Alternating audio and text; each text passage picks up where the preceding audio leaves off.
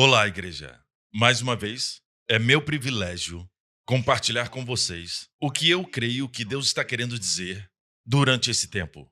Tenho certeza que nas últimas semanas você tem ouvido a palavra sendo pregada nesse sentido, mas eu creio que Deus tem mais para nós. E Ele quer que recebamos essa palavra nessa estação durante esse tempo. Como você sabe, o mundo inteiro está em uma recessão global e vai piorar ao passar do tempo. Mas lembre-se que nós somos pessoas que estão no mundo, mas não somos do mundo. Temos um Pai que cuida de nós, e se Ele cuida dos pardais e nenhum deles cai sem o seu consentimento, quanto mais Ele cuidará de você. Então descansamos no amor do Pai e aprendemos com Ele como prosperar, mesmo em tempos de fome. Se olhar nas Escrituras, toda vez que tinha uma fome, é um tempo em que Deus, o que Ele tem para aquele momento, seja com Abraão, Isaque ou José, eles ganham destaque. O povo de Deus vai ganhar destaque durante esse tempo, seja no seu trabalho, seja nas suas empresas ou no seu ministério. Eles vão se destacar durante os tempos de fome. Não vai ser durante um tempo de prosperidade. Quando falo de tempos de prosperidade e fome, eu falo sobre os tempos do mundo. É durante tempos de fome no mundo que o povo de Deus começa a brilhar. Porque demonstramos a luz de Deus, não no meio da luz, mas no meio da escuridão. Demonstramos a capacidade e poder de Deus de fornecer, de prover durante os tempos de fome, durante tempos de escassez. Existe algo interessante sobre a fome. Você descobre que o povo de Deus, durante o tempo de fome, Deus lhes dá sabedoria para aquela fome. Em diferentes casos, diferentes fomes, você descobre que Deus deu sabedoria para José, para ele saber como agir durante aquele tempo. Ele recomendou que Faraó nomeasse um homem com sabedoria para lidar com a fome que viria. Ele não recomendou a si mesmo, mas indiretamente ele fez isso, porque Faraó disse: como encontraríamos outra pessoa que tem essa sabedoria que você tem? E ele nomeou José para ser o seu braço direito. Foi assim que José foi promovido. Essa foi a sabedoria que Deus deu a José durante o tempo de fome. Durante o tempo de Abraão, Deus disse a Abraão para ser honesto. Quando mentiu sobre sua esposa, ele chegou a um ponto onde ele teve que confessar e confessou. E a Bíblia diz que a primeira coisa que ele fez quando saiu do Egito foi construir um altar ao Senhor. Ou seja, ele priorizou o seu relacionamento com o Senhor. E Deus disse: volte para onde se perdeu. Você foi para o Egito, agora volte para o lugar que você construiu o altar pela primeira vez. E a Bíblia diz que ele construiu o altar entre Ai e Betel. E foi para ali que ele voltou. Ele se lembrou onde ele tinha caído. Onde caiu por causa da sua incredulidade e falta de fé.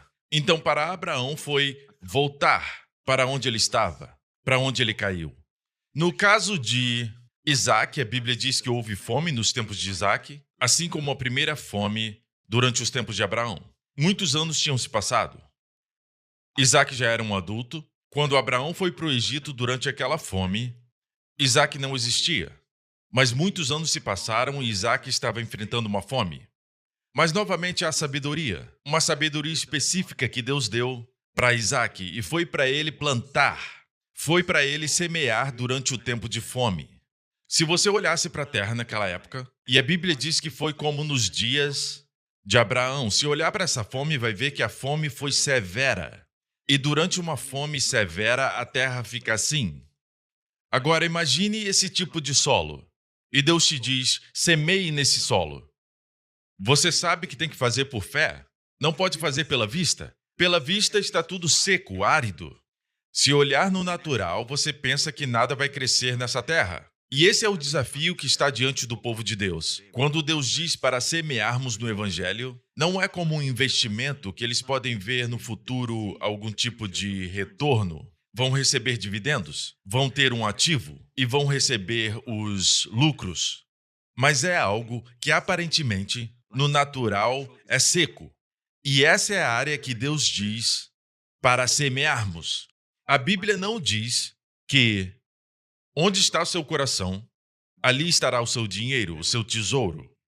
É o oposto. A Bíblia diz: onde está o seu dinheiro, onde está o seu tesouro, ali estará seu coração. Ou seja, onde você coloca a sua semente, o seu dinheiro, o seu coração vai seguir. Se semear no Evangelho, seu coração estará no Evangelho. Amém? É assim que muda a direção do seu coração. As pessoas tentam virar as coisas ao contrário e dizem: as pessoas colocam seu dinheiro onde está seu coração. Não, é o oposto. Seu coração vai seguir onde seu dinheiro vai. E se você coloca o seu dinheiro no Evangelho, mesmo sem ter uma visão da importância dele, de como o Evangelho pode transformar as vidas, mas você começa pela fé, olhando para o Evangelho como algo seco, e você apenas semeia, você começa a colher os dividendos, assim como Isaac. E foi isso que aconteceu com Isaac. A Bíblia diz: semeou Isaac naquela terra, e no mesmo ano, não outro ano, no mesmo ano da fome, recolheu 100 por 1. Enriqueceu-se o homem, prosperou e ficou riquíssimo. Mais uma vez, ele prosperou e ficou riquíssimo. Então existe 30, 60 e 100 por 1 de crescimento na prosperidade. Ele primeiro começou a prosperar, foi o início, tudo no mesmo ano, e continuou prosperando, até se tornar riquíssimo. 30 por 1, 60 por 1, 100 por 1. E é claro que isso causou inveja nos filisteus, e a Bíblia diz que ele possuía ovelhas e bois e grande número de servos, de maneira que os filisteus lhe tinham inveja. Então não pense que o mundo não vai te criticar ou falar mal de você se você prosperar do jeito de Deus. Eles vão vir contra o ensinamento sobre a prosperidade e dizer que a Bíblia não ensina isso. A nova era pode ensinar, o mundo pode ensinar, esse povo pode prosperar, mas não o povo de Deus. Existe um ditado que diz: pobre como um rato de igreja. Por que um rato de igreja? Não, amigo, se você estudar a Bíblia, olhe para esses versículos. Isaac semeou na terra, e no mesmo ano ele recolheu 100 por 1. E ele prosperou, e a Bíblia diz que ele ficou riquíssimo. Por que você acha que o Espírito Santo colocou isso aí? Para ficarmos desencorajados de semear e dar, e não acreditarmos em uma colheita? Tem pessoas que dizem que nós damos para recebermos. Você está semeando porque você quer uma colheita? Sim! É isso que a Bíblia nos encoraja a crer. É por isso que essa história está ali. A Bíblia diz que Isaac semeou no ano da fome, em uma terra seca e árida, e ele colheu. E Deus colocou na Bíblia. Se ele não quisesse encorajar, por que colocaria ali? O que aconteceu com Isaac depois que semeou? E Deus entra em detalhes na Bíblia, que ele começou a prosperar e continuou prosperando e se tornou riquíssimo. Porque Jesus disse: dai e dar-se-vos-á, boa medida, recalcada, sacudida, transbordante, generosamente vos darão. Observe a frase, é específica.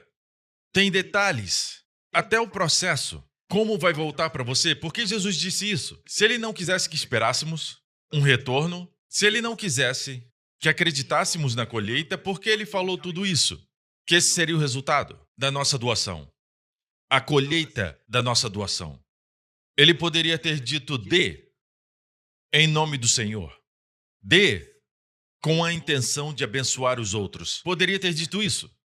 Não, ele queria nos encorajar. Ele quer que acreditemos que quando damos, vamos colher. Amém? Será dado de volta para nós. Boa medida, recalcada, sacudida, transbordante, generosamente vos darão.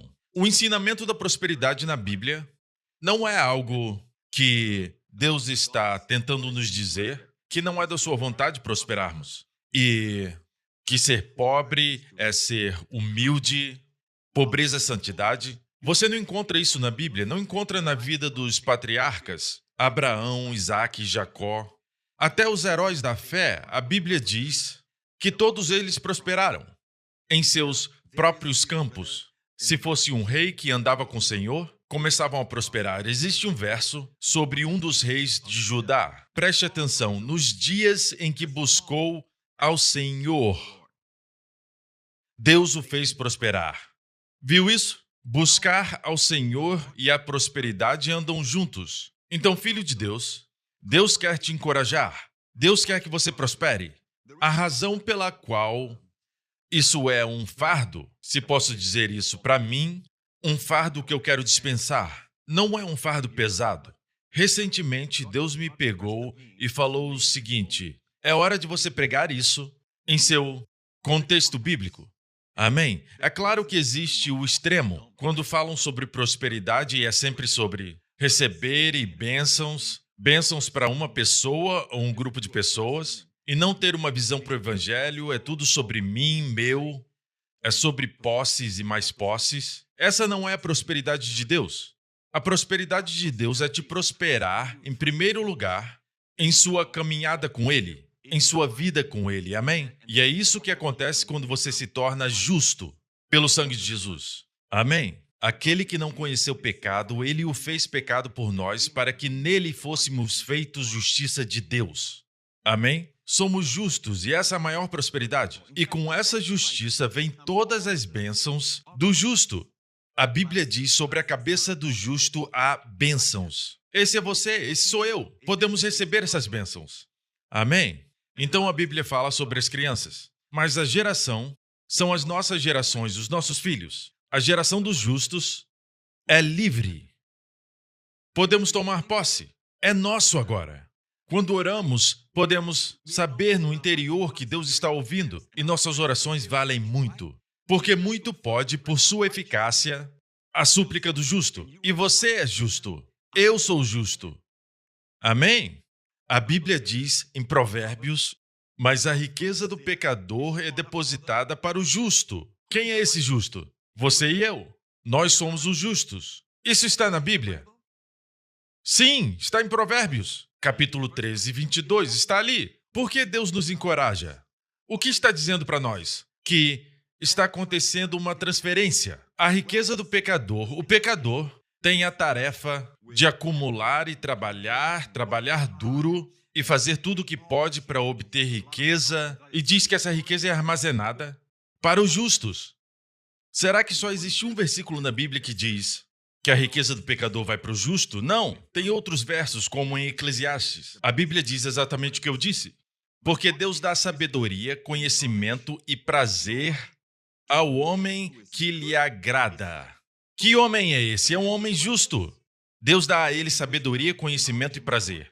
Mas ao pecador, o que Deus dá? Ele dá o trabalho para que ele ajunte e amontoe. Quando você vê um pecador trabalhando e eles acumularem muita riqueza, não tenha inveja, não tenha ciúme deles. Saiba que estão acumulando para você. Amém? Uma transferência vai acontecer. E veremos daqui a pouco quando essa transferência vai acontecer. Mas para o pecador, Deus dá o trabalho de ajuntar e amontoar. E diz assim: a fim de dar àquele que agrada a Deus. Também isso é vaidade e correr atrás do vento. No que diz respeito ao pecador, tudo o que ele faz, todo o seu trabalho duro, não dá em nada. Amém? Porque uma transferência vai acontecer. Isso já aconteceu antes? Sim. Você se lembra em Êxodo 12? Na noite da Páscoa, a Bíblia diz que aconteceu uma transferência. Anos de escravidão, debaixo dos feitores de obras do Egito. Por cerca de 400 anos, o povo de Deus foi aflito. E a Bíblia diz que na noite da Páscoa isso aconteceu. Fizeram, pois, os filhos de Israel conforme a palavra de Moisés e pediram aos egípcios objetos de prata e objetos de ouro e roupas. E o Senhor fez que seu povo encontrasse favor. O que Deus deu ao povo? Isso é importante. Fez que seu povo encontrasse favor. Foi por isso que os egípcios deram para eles objetos de prata, objetos de ouro e roupas. Porque o Senhor fez que seu povo encontrasse favor da parte dos egípcios, de maneira que estes lhes davam o que pediam e despojaram os egípcios. Não existe injustiça aqui, irmãos. Por 400 anos, o povo de Israel foi afligido pelos egípcios.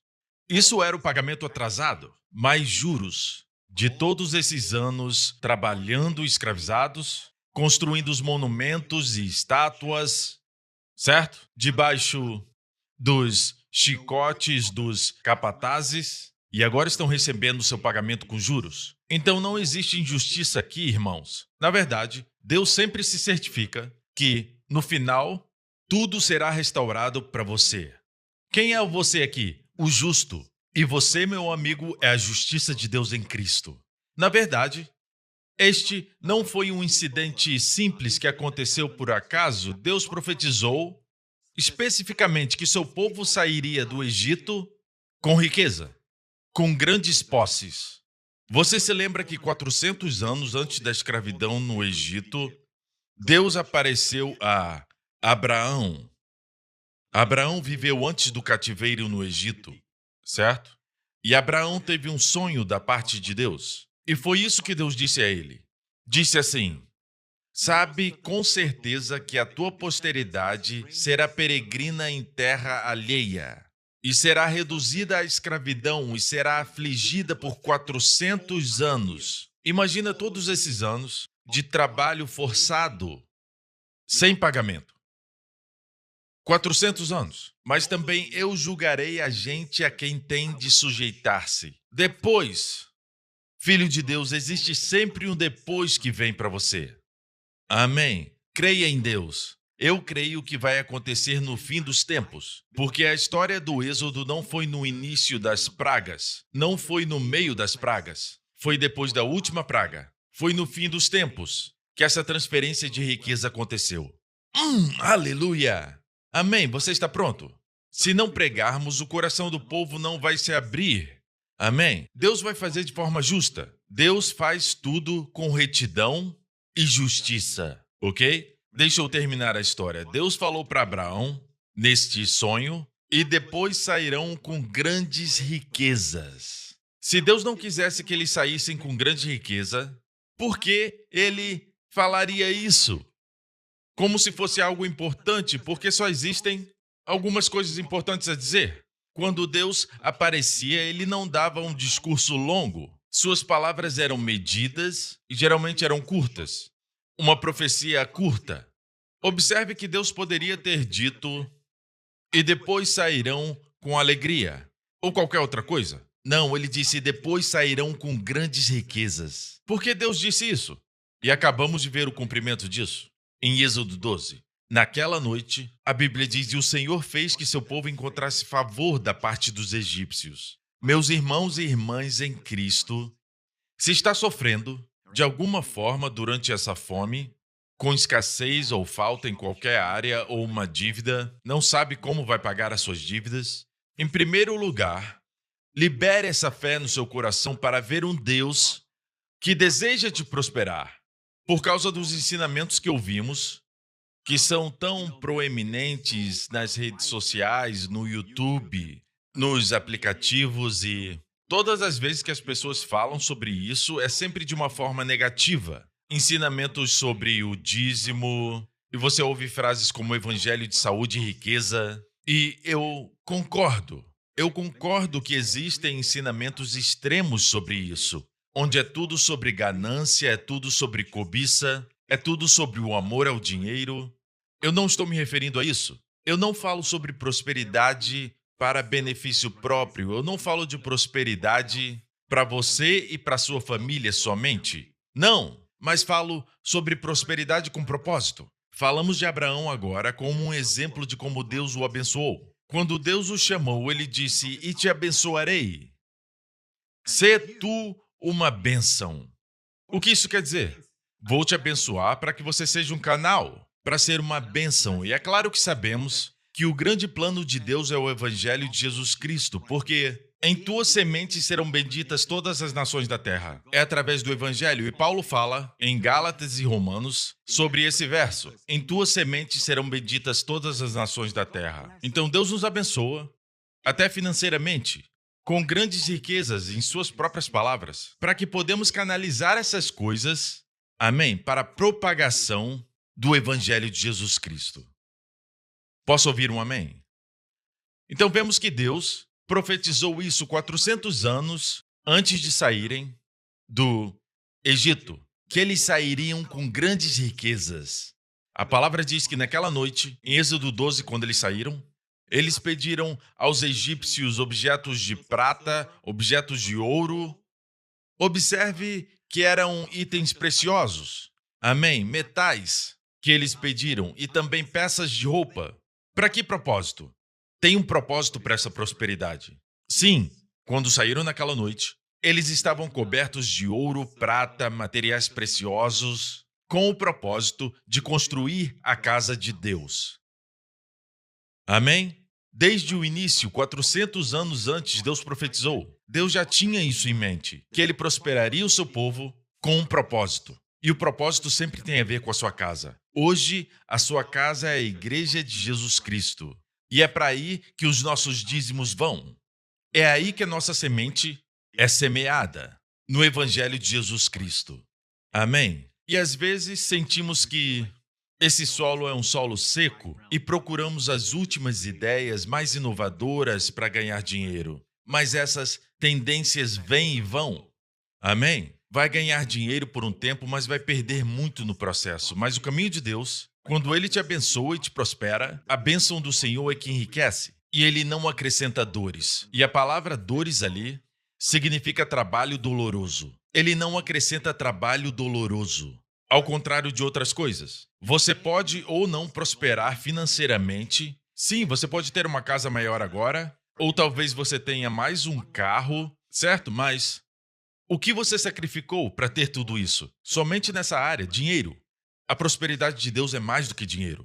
Então vemos que Deus prosperou o seu povo no fim dos tempos. O fim dos tempos, para eles, foram os últimos dias no Egito. Mas para nós, os nossos últimos dias no mundo vai acontecer no fim dos tempos. Perceba onde a transferência ocorreu. Como acabei de dizer, não aconteceu no início das pragas, nem no meio das pragas, mas na última das 10 pragas, depois da última. E nós acreditamos que somos a geração que vai ver o retorno de Jesus Cristo. Estamos vendo os sinais, uma pandemia global, uma recessão global. Esse tipo de coisa, fomes, pragas, aconteceram no decorrer da história. Mas em uma escala global, uma atrás da outra, não. E outra coisa é que a Bíblia fala de guerras e rumores de guerras, e agora estamos vendo grandes potências como a Rússia entrarem no jogo. Guerras e rumores de guerras. Ameaças de guerras, certo? Como a China e a Coreia do Norte. Nós somos essa geração, irmãos. E antes que o pior aconteça, a Bíblia diz que Jesus voltará. Levantai a vossa cabeça, porque a vossa redenção está próxima. Então nós vemos que isso vai acontecer no fim dos tempos. E sabemos que no livro de Eclesiastes diz assim: o que foi, isso é o que há de ser. O princípio de Deus é assim: o que vê no Antigo Testamento te dá sabedoria para ver o que Deus está fazendo no fim dos tempos, os dias que vivemos. E a Bíblia diz, em outro lugar, em Coríntios, ora, tudo isso lhes sobreveio como figuras para nós, nos últimos dias, no fim dos tempos, para quem já são chegados os fins dos séculos. Nós vivemos nesses dias, mas extraímos sabedoria da palavra de Deus no Antigo Testamento. Amém? E isso está escrito de tal forma que é tão contemporâneo, tão atual. Amém? Para nós. Algumas pessoas olham para a Bíblia e pensam que é um livro antigo, com histórias antigas. Não! Quando o Espírito Santo fala com você através da palavra do Antigo Testamento, ele te dá uma palavra atual sobre o que deve fazer. Como os filhos de Issacar. Eles eram destros na ciência dos tempos para saberem o que Israel devia fazer. Amém? Então eu creio que Deus está levantando filhos de Issacar para interpretarem os tempos em que estamos e para liberar sua fé para acreditar que essa transferência de riqueza vai acontecer com você. Mas veja, eu creio que quando Deus encontra pessoas que ele pode confiar com essa riqueza. Agora, se você tem medo da palavra riqueza, eu posso usar também a palavra provisão, se faz você se sentir melhor, mas a Bíblia diz riqueza. Então, quando a Bíblia fala da riqueza do pecador, eu não acho que fala de riqueza espiritual, certo? A riqueza que eu estou me referindo é essa. Mas a riqueza do pecador é depositada para o justo. Amém? Deus está dizendo que essa riqueza virá para suas mãos virá para você. É por isso que tem que ouvir ensinamentos sobre isso para acreditar e estar aberto para receber. Amém? Porque se não ouvir, a fé vem pelo ouvir e ouvir pela palavra de Deus. E você vê que na Bíblia, que antes de Deus fazer algo, ele manda um profeta. Ele envia um porta-voz. E essa pessoa proclama a palavra de Deus para liberar a fé do povo. E depois vem a palavra acontecer. Amém? E é claro que se recusarmos ouvir a palavra, se disser, eu só acredito que vai acontecer comigo, você não vai ter a fé para poder receber, porque a fé vem pelo ouvir e o ouvir pela palavra de Deus. Então não importa, filho de Deus, se você acredita que Deus deseja te prosperar ou você crê que isso não faz parte dos planos de Deus. Se não acredita que Deus pode te prosperar, você não vai receber essa parte da bênção. Assim como em tudo na vida cristã, como recebe a salvação? Ouvindo a palavra sobre salvação. Alguém falou com você, ou você ouviu através de uma forma ou outra a mensagem, o evangelho, a palavra de Deus? Então você ouviu a palavra do evangelho e recebeu a salvação porque você ouviu. A fé vem pelo ouvir e da mesma forma a cura. Como você recebe a cura? Através da palavra. Às vezes pensamos que é só impor as mãos que as pessoas recebem. E quando elas não recebem, isso quer dizer que nós temos que sentar com elas e mostrar, através da palavra, como Jesus tomou as nossas doenças, para que eles vejam. E você ora que eles tenham uma revelação pessoal das Escrituras. Amém? Aí a fé vem e eles conseguem receber. A mesma coisa nessa transferência de riqueza no fim dos tempos. Temos que acreditar que Deus quer que tenhamos isso. Amém? Deus vai fazer de tal forma, de uma forma justa. Deus não vai fazer essa transferência de uma forma injusta. Você não pode sair e roubar a riqueza do pecador.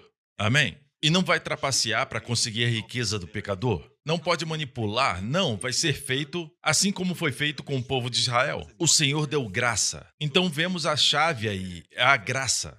Uma coisa triste é que eu sinto que existe uma nova geração que olha para o favor e pensam, essa mensagem da graça são alguns pregadores tentando as pessoas se sentirem bem. Não, amigo. A graça de Deus é um ensino válido e central da Bíblia. A palavra favor quer dizer graça, porque graça é favor imerecido. Ser cheio de graça quer dizer ser cheio de favor. Amém? E a palavra diz claramente, em Êxodo 12, e o Senhor deu graça ao povo em os olhos dos egípcios. Essa é a chave. Quando Deus te dá graça com o seu chefe, amém? É quando a promoção acontece, um aumento no seu salário. Isso acontece, amém? Quando Deus te dá favor aos olhos dos seus clientes, eles querem fazer negócio com você, ao invés de outra pessoa. Talvez eles tenham mais experiência, talvez ofereçam mais, mas de alguma forma os clientes vêm até você. Eles gostam e confiam em você. E muitos negócios são feitos assim. Quando alguém tem confiança em outra pessoa, eles querem fazer negócios com ela. Isso se chama favor. Deus pode te dar isso, apesar da sua experiência, apesar do seu diploma ou das suas realizações. Não depende dessas coisas, mas é o Senhor que dá favor. Então busque no Senhor favor. Busque no Senhor graça. Nós costumávamos, até comigo, quando eu era jovem e comecei na vida, eu não tinha muita coisa. Mas eu confiei em Deus que Ele iria me dar favor em todas as situações. Poderia te contar muitas histórias, até mesmo durante o período que eu passei no exército, como Deus me deu favor com meus superiores, com os meus comandantes imediatos, e como portas se abriram para mim, e privilégios que não eram dados aos outros foram dados para mim. É o favor de Deus. Eu aprendi através dos anos que você pode depender do favor de Deus. Ah, mas eu não mereço o favor de Deus. Não, amigo. Graça é favor imerecido. Quanto menos merecedor você é, mais se qualifica. Amém? Tudo o que tem que fazer é receber. Deus quer que você receba favor. Receba favor hoje. Amém? Também vemos na vida de José. A Bíblia diz que José achou graça aos olhos de primeiramente Potifar e depois aos olhos de Faraó. Deus deu a ele favor, e era algo que Deus deu, Deus impartiu, e ele foi promovido. Com cada favor que Deus deu a José, ele foi promovido. No caso de Potifar, ele era um escravo, quando Deus deu a ele favor. E a Bíblia diz que tudo o que ele fazia, o Senhor prosperava. Tudo o que fazia, Deus prosperava. Tudo em suas mãos. Tanto que Potifar colocou tudo nas mãos dele. Pense nisso, Potifar, como muitos empregadores, estão em uma posição de nos promover, ok? E muitos deles não são crentes. Eu assumo que você provavelmente trabalha para um chefe que não é crente. Se ele for crente, você pode falar com ele, mas no caso de José, Potifar não era crente. Mas a Bíblia diz: vendo, pois, o seu senhor, que o Senhor estava com ele, e tudo o que ele fazia, o Senhor prosperava em sua mão. Ele viu que o Senhor estava com José e que José prosperava em tudo que ele tocava por causa do Senhor.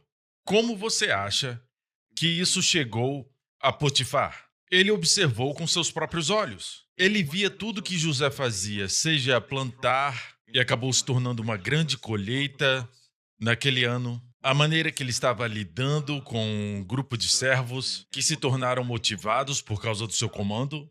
Seja o que for, nós vemos José prosperando. E era evidente para um ímpio.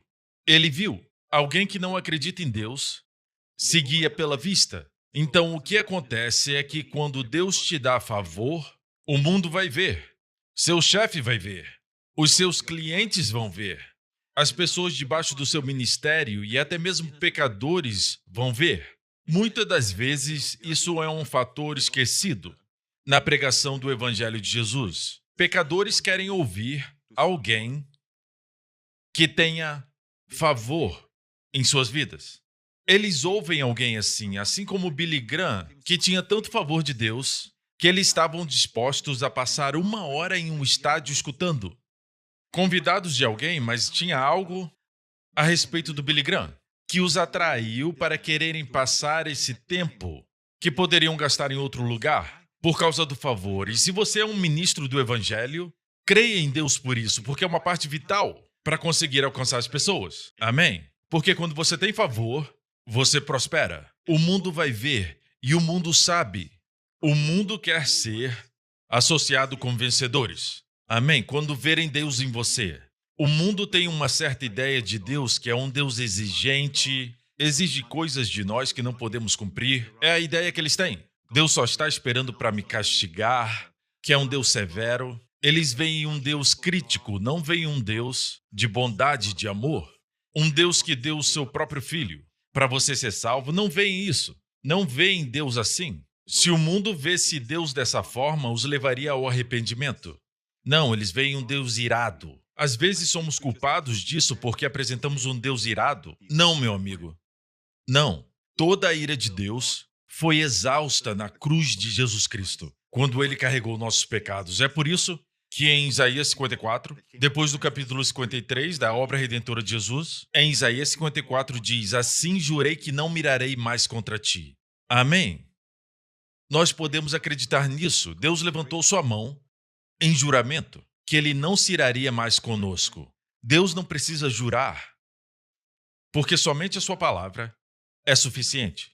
Mas Deus jurou: pois jurei que as águas de Noé não inundariam mais a terra. Assim jurei que não me irarei mais contra ti. Uau! Que juramento! Por causa do que Jesus fez. Mas muitos crentes não estão vivendo em Isaías 54, depois da cruz. Eles ainda têm a ideia que Deus está com raiva, que Deus quer tirar as coisas deles, que quer medir a sua santidade, certo? Tirar coisas de você. Não, amigo. Se Deus quer que você largue algo, é porque ele tem algo melhor para a sua vida. E esse algo a mais não é somente para você e somente para você desfrutar. Tem um verso que diz: mas Deus que abundantemente nos dá todas as coisas para delas gozarmos. Mas lembre-se que o seu propósito é que você seja uma bênção. Te abençoarei, a bênção original de Abraão, e abençoar-te-ei, e tu serás uma bênção. Amém? E tudo aquilo que foi roubado de você, você vai recuperar com juros. Como o povo de Israel que saiu do Egito, no fim dos tempos, e saíram com grandes riquezas. Veja, qual foi o propósito dessa riqueza? Deus queria que fossem mordomos do dinheiro, para construírem a sua casa. No deserto, Moisés fez um chamado: e trará por oferta alçada ao Senhor ouro, prata e cobre, e roupas também, tragam isso. E a Bíblia diz que trouxeram a Moisés a tal ponto que ele teve que mandar parar. Já é mais do que suficiente. Existia uma generosidade. Algo interessante na Bíblia é que a Bíblia diz que sabedoria e generosidade andam juntas. Generosidade, um coração generoso, andam juntos. A Bíblia diz: a quem o coração moveu, e todo aquele cujo espírito voluntariamente impeliu. E trouxeram a oferta. Aqueles com sabedoria fizeram isso para o tabernáculo. Aqueles a quem o coração tinha sabedoria. Aqueles cujos corações tinha sabedoria. E todas as mulheres sábias fiavam com as mãos, com os dedos, amém? Os panos para os móveis. Isso me lembra dos diferentes ministérios na Igreja de Jesus. As mulheres ensinando as histórias dos evangelhos para as crianças, amém? E é claro que todos os outros ministérios são caracterizados ali na Bíblia como pessoas com sabedoria. Aqueles com sabedoria utilizavam seus dons que Deus lhes deu. Pessoas sem sabedoria podem ter o dom. Na verdade, eles têm, todo filho de Deus tem um dom, mas não estão utilizando. Mas a Bíblia diz que aqueles com sabedoria são generosos e são pessoas que servem. Glória a Deus. Observe que todo o propósito para Deus profetizar essas palavras para Abraão, naquele sonho, a respeito da sua descendência, que seriam escravos e sairiam com grandes riquezas. Deus tinha um propósito para aquelas riquezas. Então, na noite que aquilo aconteceu, 400 anos depois de Abraão, em Êxodo 12, a Bíblia diz que Deus deu a eles graça. Deus deu graça a eles antes da transferência acontecer. Amém? E o Senhor deu graça ao povo e aos olhos dos egípcios, favor aos olhos do mundo. Teremos favor aos olhos daqueles que não podem ver Deus, que não conseguem ver o mundo espiritual, mas eles verão o resultado do favor de Deus na sua vida. Amém? A transferência vai acontecer. Então agora, eles saem do Egito, cheios de ouro e prata, atravessaram o Mar Vermelho e do outro lado, no Monte Sinai, Deus deu a lei. E o que aconteceu depois da lei? Deus deu a eles o projeto do tabernáculo. Foi aí que Moisés disse: aqueles que têm ouro, prata, pedras preciosas, e também aqueles que têm panos escarlate, linho azul, podem trazer. Trouxeram tanto que Moisés teve que fazê-los parar. É a generosidade espiritual. Eu amo como a Bíblia descreve isso. Aqueles que tinham um coração sábio, aqueles que eram generosos, essas coisas combinam. Amém? É prosperidade com propósito. Como aplicamos isso hoje? Isso não está escrito apenas para nos mostrar o que aconteceu na história. Não, é para nos ensinar que a casa de Deus hoje é a igreja, o corpo do nosso Senhor Jesus. E, em termos práticos, significa a sua vida em uma igreja local. Amém? Sua riqueza, suas bênçãos, tudo aquilo que Deus te deu é para beneficiar a igreja local.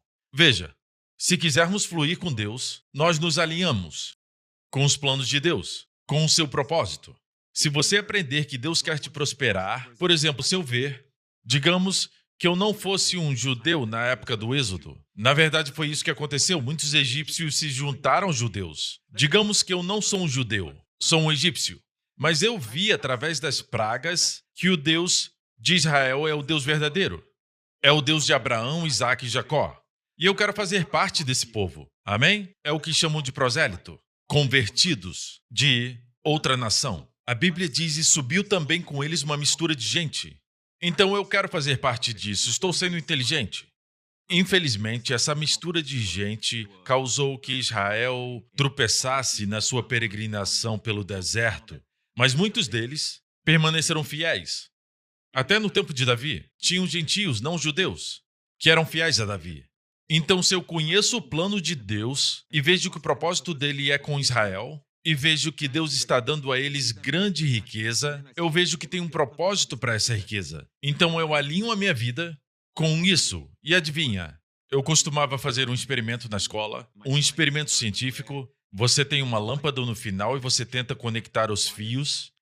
Se a luz não acende, você sabe que não está conectado. Tem que se certificar que tudo está conectado, então a luz acende.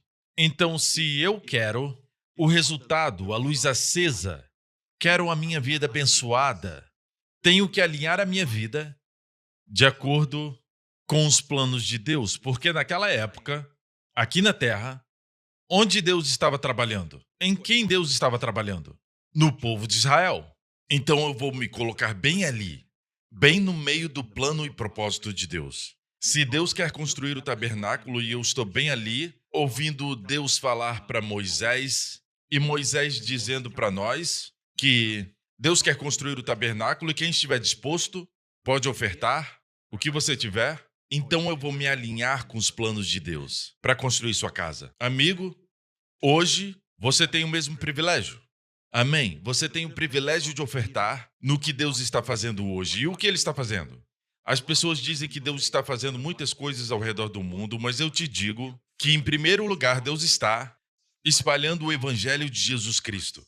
Amém? Veja, Deus poderia ter construído o seu tabernáculo no deserto através do anjo Gabriel ou pelo anjo Miguel, porque os anjos não se cansam. Deus poderia ter feito anjos construírem um tabernáculo e ficaria muito bom, melhor do que Bezaleel fez. Amém? Mas, amigo, esse não foi o plano de Deus. O plano dele é assim: ele te permite ter o privilégio de fazer as suas riquezas passarem por você, para que a sua mordomia, a sua fidelidade, o seu amor por ele se sobressaia. E Deus vai ver se você é fiel com o que ele te deu. Amém? Não é que Deus precisa de você para construir sua casa, que ele precisa do seu dinheiro para construir sua casa. Não, esse dinheiro veio dele. Mas às vezes pensamos, o que eu tenho foi o que eu ganhei. Sabe, pastor, eu trabalhei duro por isso. Existe um belo versículo na Bíblia, uma promessa de Deus para o povo de Israel, Deuteronômio 8, verso 17 e 18. E não digas no teu coração, a minha força e fortaleza de meu braço me adquiriram esse poder. Eu vou repetir porque é importante. Deus disse, não digas que a minha força e a fortaleza do meu braço me adquiriram esse poder. Antes te lembrarás do Senhor teu Deus, que Ele é o que te dá força para adquirir esse poder, para confirmar o seu concerto que jurou a teus pais, como se vê nesse dia. Amigo, por que Deus disse, não digas no teu coração? Perceba que não é algo externo. Ninguém fala isso de forma externa. Eles sabem que não devem falar que foi minha força que me deu poder. Elas não expressam verbalmente, mas não diga no seu coração. Não diga nem no coração, é isso que acontece. É um sentimento, a minha força e a fortaleza do meu braço fizeram isso. Por que Deus disse isso? A menos que esse poder ou riqueza que vem para você de uma forma muito natural. Veio para você de forma natural porque você investiu sabiamente em alguma coisa, ou você trabalhou duro e o seu chefe ofereceu para você uma promoção, um aumento de salário. Você sente que é tão natural porque você trabalhou duro por isso. Eu fiz isso, eu fiz aquilo. Deve ser isso. Senão ninguém falaria isso no coração. Assim como Deus abriu o Mar Vermelho, ninguém pode abrir o Mar Vermelho. Não seria espetacular? O poder de adquirir riqueza tem que ser algo que é o verdadeiro poder de Deus. Senão ele não te daria poder para adquirir riqueza. Ele não te dá riqueza, ele te dá força para adquirir riqueza. E esse poder é tão naturalmente sobrenatural em sua manifestação que o perigo é que você esquece que é o Senhor que te dá a força.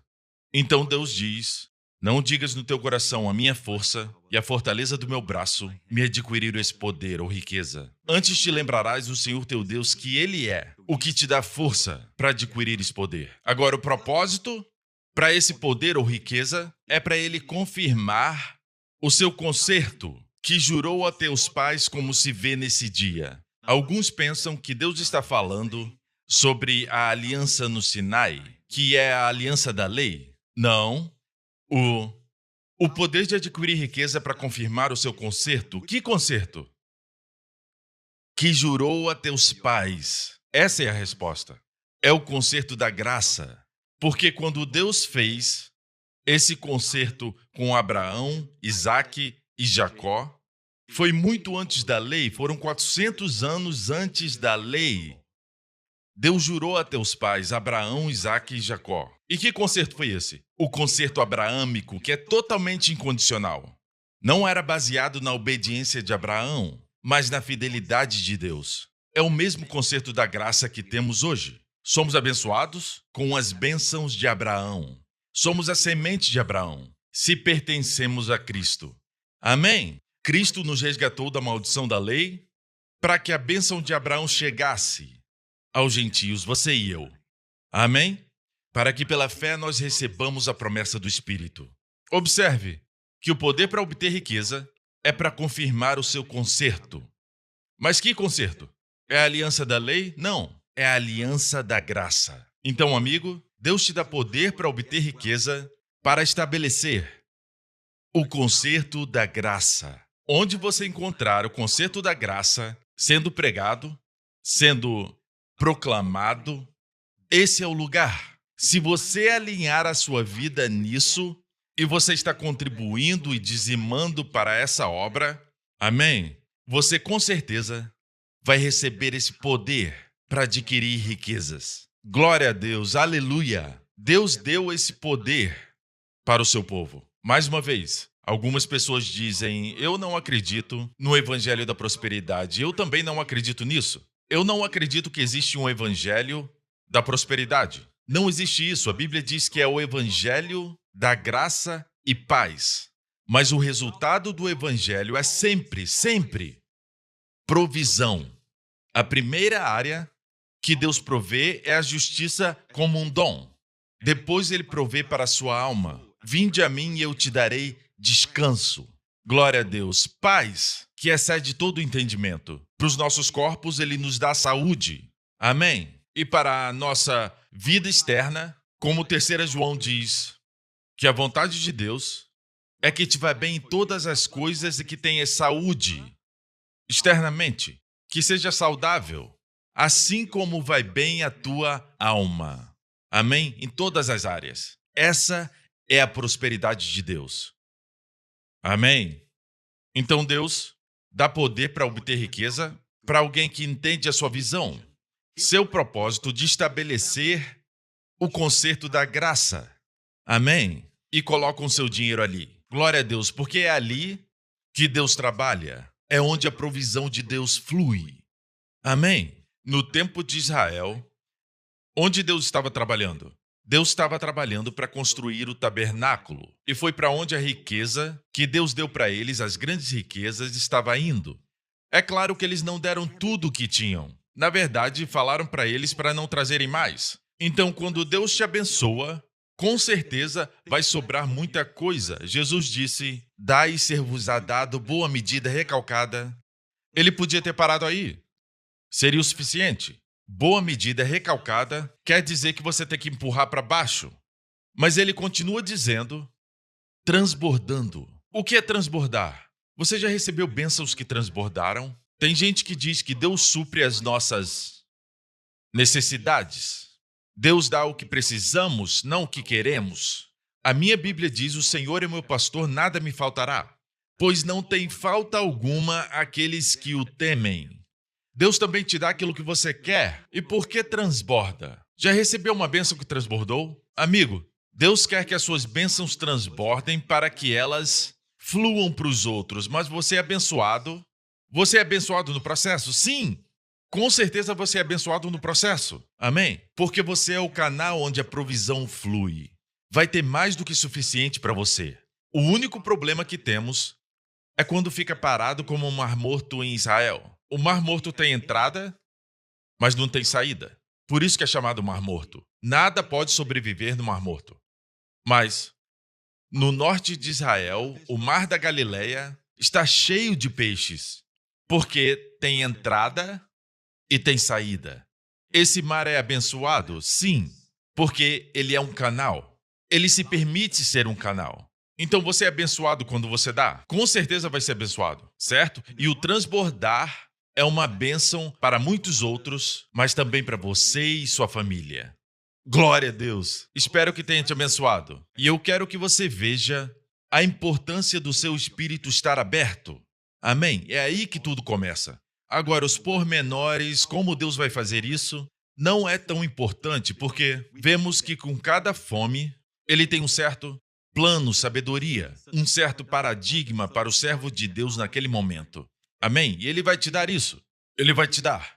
Peça para Deus sabedoria. Mas o mais importante, eu quero compartilhar com você o plano de Deus para que você prospere. Número 1. Número 2, para que propósito é essa prosperidade? É prosperidade com propósito. Quando as pessoas esquecem o propósito, não têm a visão da prosperidade. É aí que elas perecem. Sem visão, o povo perece. Tudo na sua vida perece, porque você não tem a visão de Deus. E que visão é essa? Deus te dá prosperidade para você ser uma bênção. E mais especificamente, onde essa bênção é direcionada para a aliança da graça, para construir sua casa. Amém? Ela é construída de pessoas que ouviram o evangelho e assim são adicionadas à casa de Deus. Amém? E entre eles, provavelmente, tem pecadores que guardaram e ajuntaram riquezas. E agora a transferência de riqueza acontece, veja como é justo, e de uma forma legal. Tudo acontece da forma de Deus. A transferência vai acontecer quando os pecadores forem salvos. Aleluia!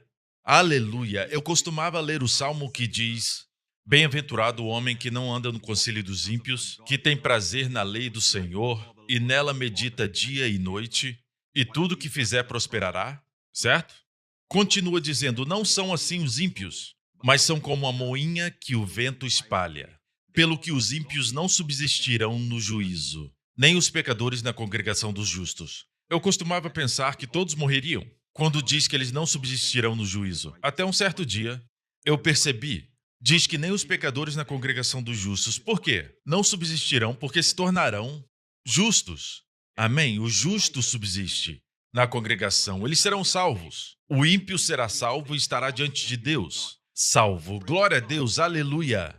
Uma das maneiras, eu creio, uma das principais maneiras, é que esse povo será salvo. E serão salvos através do evangelho. A Bíblia diz, e como ouvirão, se não há quem pregue? Porque estabelecemos que a fé para a salvação, a fé para a cura, fé para a prosperidade, amém? Vem pelo ouvir. Isso já está claro. Mas a Bíblia diz, como pecador, como o mundo vai ouvir a palavra de Deus? Como ouvirão se não há quem pregue? Tem gente que diz, eu ouço diretamente de Deus. Mas aqui diz, como ouvirão se não há quem pregue? Muitas das vezes Deus usa pregadores. Amém? A voz de Deus fica mais alta com pregadores, pregadores ungidos. Amém?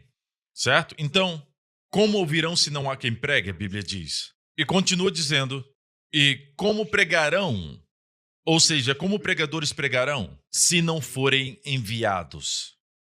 Deixa eu ir mais longe e te perguntar, como eles serão enviados?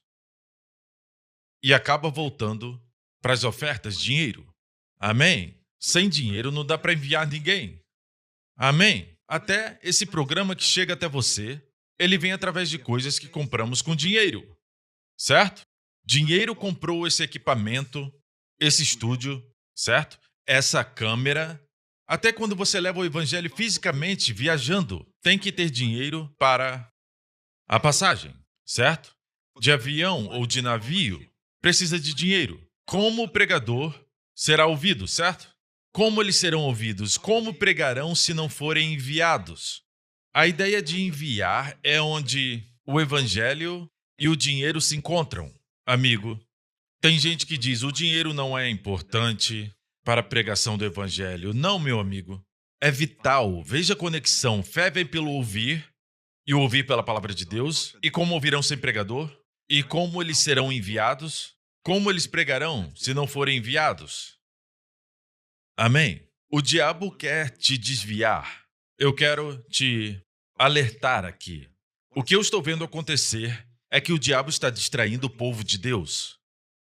Eles têm com eles os dízimos, têm as ofertas, mas fica com eles. E o diabo se certifica que eles dão para outros lugares. O dízimo ainda vai para um lugar, vai para o propósito do diabo. Veja, já percebeu que isso é exatamente o que aconteceu com o povo de Israel? Quando Deus falou sobre o tabernáculo, isso aconteceu logo após receberem a lei, mas não até eles construírem o bezerro de ouro. Moisés estava lá em cima na montanha, recebendo o projeto da casa de Deus, o tabernáculo. Ao mesmo tempo, o diabo estava trabalhando no pé da montanha, tentando desviar as riquezas, desviando o ouro e a prata. Para quê? Para construir o bezerro de ouro. Você vê o que o diabo está fazendo? O diabo não quer que você use sua riqueza para construir a casa de Deus. Ele não quer que use a sua riqueza para financiar o evangelho de Jesus Cristo. Ele quer desviar isso. E, amigo, você ainda vai colocar seu dinheiro em algum lugar, mas o diabo quer que esse dinheiro vá para o bezerro de ouro, seja qual for o bezerro de ouro. Então, como o diabo está te distraindo? Você tem o dinheiro. Entenda que mesmo que você não dê o seu dízimo naquele mês, esse dinheiro vai para outro lugar. Ainda vai ser gasto. É melhor ir para um bom solo, para o evangelho.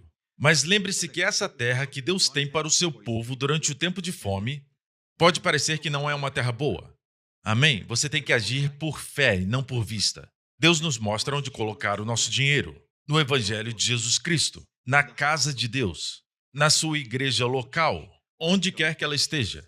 Vai dizimar para a sua igreja local, para você fazer parte dessa transferência de riqueza nos últimos dias. Amigo, eu sei que vão criticar essa mensagem e falar um monte de coisas, falarem que é materialismo. Já ficou claro que somos contra o materialismo, a cobiça, a avareza, o amor ao dinheiro, somos contra isso.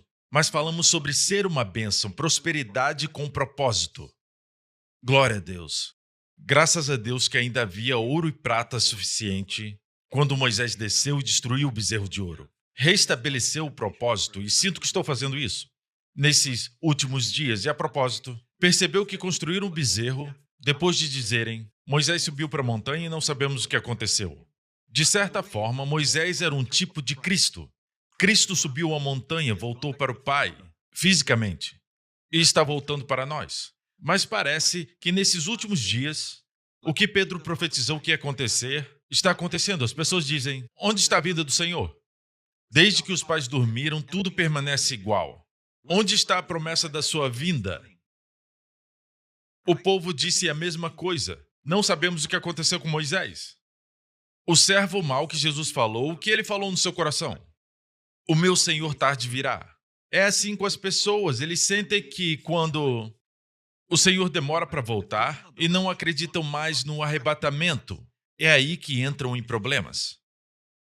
Então, amigo, é algo que devemos observar. Tudo isso são lições e tem tanta coisa que eu consigo ver no Espírito, os paralelos com os tempos que estamos vivendo, que eu oro que Deus fale com você e continue falando com você sobre esse assunto. Vou usar essa oportunidade para agradecer aos parceiros do Evangelho, porque eles são os responsáveis em enviar esse Evangelho da graça para pelo menos 150 nações no mundo. Eles ouviram o Evangelho da graça nessas nações porque os nossos parceiros têm investido na pregação do Evangelho de Jesus Cristo. Meu amigo, se você é um parceiro desse ministério, acredite que você está alinhado com tudo que eu acabei de falar, para receber tudo que Deus tem para você e para dar ainda mais para ser uma bênção nos dias que virão. Obrigado do fundo do meu coração por ser um parceiro do Evangelho e por ser uma bênção para um mundo perdido. E eu não estou pedindo para os outros para serem meus parceiros. Onde quer que o Evangelho esteja sendo compartilhado ou pregado, é solo fértil. Não é só esse ministério que está pregando o Evangelho de Jesus Cristo, mas tem solo bom. Mas lembre-se que é também a casa de Deus. Então, se você está ouvindo isso e não está dizimando na sua igreja local, o dízimo é uma expressão de fé. O dízimo quebra o poder do amor ao dinheiro. É assim que você destrói o amor pelo dinheiro. É um teste. O dízimo é um teste. Amém? Você dá para Deus. E como dá para Deus? O seu dízimo? Na sua igreja local. Para a igreja que você pertence. Amém. Glória a Deus. E veja Deus abrir as janelas dos céus e derramar uma bênção sobre você. A primeira menção de janela do céu foi quando Deus inundou a terra de forma total. ao ponto que até as montanhas foram cobertas. Foi a primeira menção de janelas dos céus. Agora Deus diz mais uma vez em Malaquias que ele vai abrir as janelas dos céus para quem dizima e derramar uma bênção tal que dela vos venha maior abastança. Eu acredito na palavra de Deus. Eu creio na sua palavra. E é importante você dizimar com revelação. Não apenas dizimar e dizer, eu dizimo, mas nada acontece comigo. Não, meu amigo. O seu dízimo deve ser como uma adoração a Deus, sabendo que Ele é que provê a sua riqueza. Amém? É Ele que supre tudo. Eu lembro do Senhor meu Deus, porque é Ele que me dá poder para obter riqueza. Amém? Aí você dizima. Amém? O dízimo são os 10%. Além disso, pergunte a Deus onde plantar uma semente. Devemos sempre estar plantando para uma colheita. Você diz, pastor, você está dizendo que devemos plantar para colher? Sim, está na Bíblia. Já ficou claro, você não vai para um fazendeiro e fala, eu sei por que você está plantando essas sementes. Porque você quer uma colheita. Ele vai dizer, claro, é claro que é para isso. E lembre-se sempre que a colheita é bem maior do que a semente. Você volta alguns meses depois, você passa pelo lugar que parecia como um solo apenas cultivado, um solo arado, não consegue nem ver as sementes. Mas volta alguns meses depois e tem uma colheita. A colheita sempre é maior do que a semente. Não se esqueça do princípio do dízimo e da semeadura no Evangelho de Jesus Cristo. Dizime para a sua igreja e depois semeie no Evangelho de Jesus Cristo. Glória a Deus. E depois, seja em que área você esteja, no mercado financeiro ou no seu trabalho, você trabalha de carteira assinada, seja o que for, vai ver que essas áreas são abençoadas. Amém? E você não olha para essas áreas como sua fonte, mas você olha para elas como canais e instrumentos. A Bíblia não diz para trabalhar para ganhar dinheiro, mas para trabalhar como ao Senhor, sabendo que recebereis do Senhor o galardão da herança. Espero que isso tenha te abençoado. Eu quero apenas dizer que eu amo vocês. Essa não é uma mensagem fácil de pregar, porque as pessoas criticam, mas o mundo vai ser sempre um mundo, ok? Mas eu quero que os filhos de Deus prosperem. Eu quero que os jovens, nesses últimos dias, que estão enfrentando todos os tipos de desafios financeiros, estão prestes a se casar e têm que comprar uma casa e tudo está muito caro. E muitos estão desencorajados e têm até desistido de procurar um trabalho melhor. E eles querem somente de retornos rápidos e seguem essas últimas tendências. Essas não são as fontes. Até mesmo no seu trabalho, você trabalha como que para o Senhor. Não o veja como a sua fonte. Deus é a sua fonte. E é por isso que os dízimos e ofertas são os caminhos de Deus para nós. Quebrarmos o amor ao dinheiro, para nos posicionar em um lugar onde esperamos a prosperidade de Deus. Espero que isso tenha te abençoado, amigo, porque Deus quer que você prospere e tenha saúde, assim como vai bem a tua alma. Em nome de Jesus.